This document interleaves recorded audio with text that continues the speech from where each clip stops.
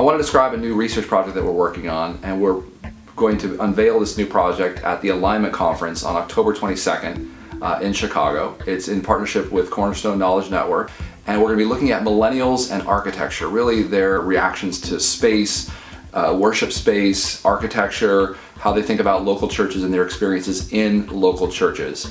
And this is a new study we're doing, a brand new research that we're looking at all sorts of different sort of spiritual journeys and how those map against their expectations of today's churches.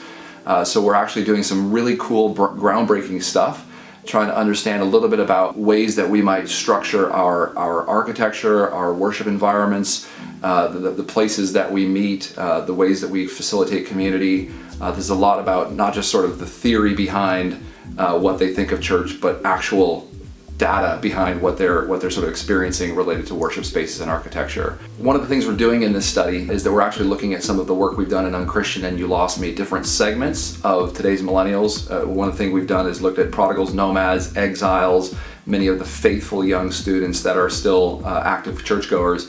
And in this new research project that we're doing with Cornerstone Knowledge Network, we're actually breaking the millennials into these different segments and then looking at how these different segments relate to worship space and architecture. And so we feel like this will be really building off of the good work that our team has been doing on millennials for the last few years. We're looking at things like language. How is it that millennials want to be communicated with in those spaces? What are the different sort of like the range from sort of very traditional space to more contemporary space? How is it that they want to see sort of natural pieces built into their worship spaces, from natural lighting to plants to different kinds of sort of textures?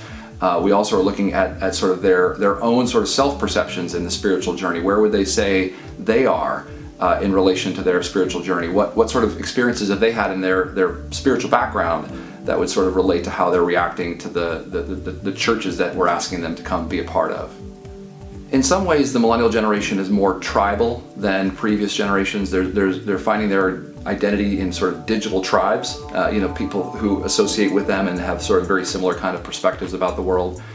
And the internet, the digital space is like infinitely helpful for people to find sort of people like me. And so one of the things that we have to recognize is that it's becoming more and more important for us as church leaders in the United States and in the West to think about these different tribes of millennials. And so what we're trying to do with this project is give church leaders new language and understanding of these various tribes of young millennials as we're trying to connect with them. On October 22nd in Chicago at the Alignment Conference, we're going to begin to unveil the findings of this study on millennials and architecture. And we're actually seeing this as one of several steps that we're going to use to understand what the research means. So even though we'll have some brand new insights, we're also interested in learning more about the people who are there helping us learn how to interpret and respond to this data. So we see this as an iterative process, as a place where we want to actually learn from you as church leaders, how you would help us think about this millennial data, the voice of millennials related to architecture. And so we invite you to come join us and learn a little bit about some of the things that we're studying and learning about millennials, and also add your voice in helping us make sense of that information.